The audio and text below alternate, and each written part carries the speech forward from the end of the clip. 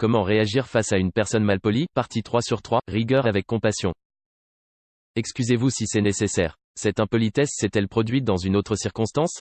Y avez-vous contribué, voire été à l'origine de cette aigreur à cause de ce que vous avez pu faire?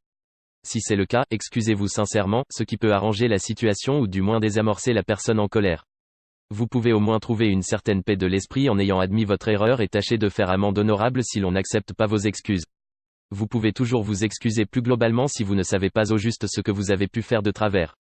Vous pourriez dire par exemple que vous êtes désolé si vous avez pu offenser la personne et que vous ne l'avez pas fait délibérément. Servez-vous d'un langage non violent qui ne juge pas.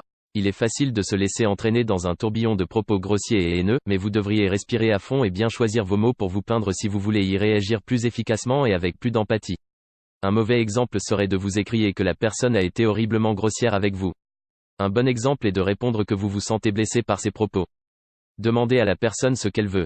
Vous ne pouvez pas toujours donner à la personne malpolie ce dont elle a besoin, mais vous pouvez certainement lui demander si elle a besoin d'aide. Ce geste de bonté fera toute la différence. Vous pourriez dire, par exemple, que vous êtes désolé d'avoir fâché cette personne tout en lui demandant si vous pouvez faire quoi que ce soit pour lui remonter le moral. Ayez vos propres exigences. Un moyen de mettre fin à une situation où l'on se montre grossier avec vous est de faire comprendre à la personne quelle est votre situation et ce que vous voulez d'une manière à la fois ferme et gentille. Cette procédure comprend plusieurs étapes. Identifiez ce que vous ressentez. Essayez de savoir ce qui se passe en vous et ce qui pourrait arranger la situation.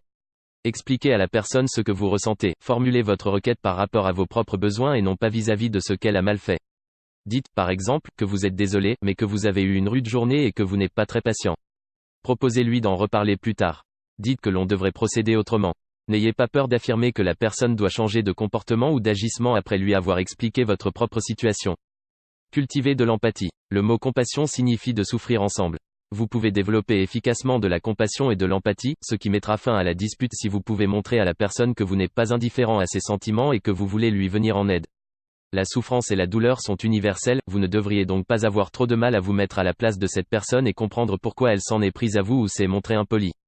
Ce type de compréhension et de réaction empathique en vaut la peine, car il ne manque pas d'avantages, comme une plus grande paix de l'esprit, de la créativité et des échanges équilibrés. Un comportement malpoli peut parfois se produire quand on a eu une journée difficile.